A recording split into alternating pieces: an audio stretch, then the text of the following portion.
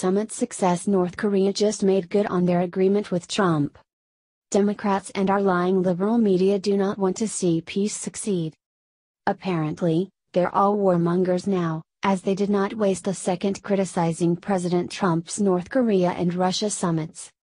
However, Trump always has the last laugh, and this time is no difference, as North Korea is now officially dismantling their ballistic missile launch, as promised. From Breitbart.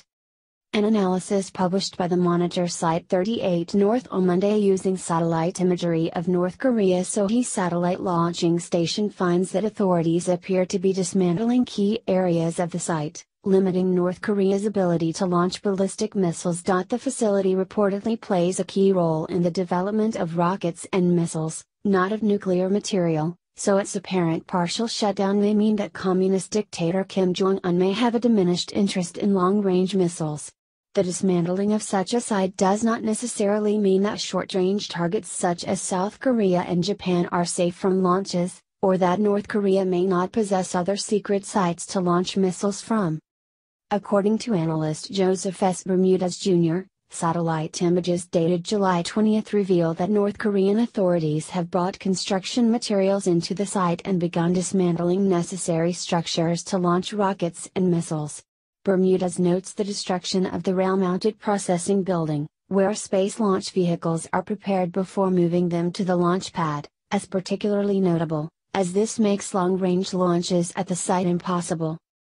After 2 days of images show growing activity at the site, 38 North notes that fewer vehicles are present and the test stand superstructure has been completely dismantled, leaving only the base, which is also in the process of being removed. The site describes this as a significant confidence-building measure on the part of North Korea. While shutting down this site makes it less possible for North Korea to test missiles that can hit American territories, it is not clear that it diminishes the ability of the North Korean military to hit its neighbors, particularly South Korea and Japan. Prior to negotiations with the United States this year, one of North Korea's last belligerent acts in 2017 was firing a rocket over Hokkaido, Japan's northernmost island. North Korea's state media continues to regularly attack Japan even as it demands that the international community allow for an official end to the Korean War.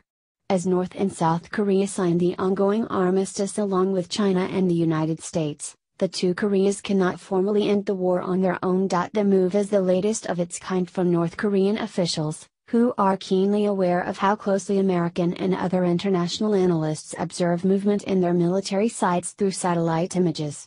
In May, 38 North reported an even more significant shutdown, the dismantling of facilities at the Punggye-ri nuclear test site, where most such tests in North Korean history have occurred.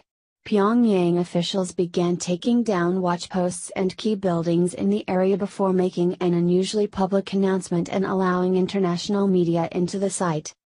That month, North Korean authorities claimed to have blown up the functional tunnels of the facility in front of the reporters, though they denied access to the site to anyone with nuclear weapons expertise, leaving uncertain to what extent they had destroyed the site. With the shutdown of Sohae and Punggye-ri, North Korea's communist regime appears to have made proactive steps in developing trust with the United States following the June summit between Kim and American President Donald Trump.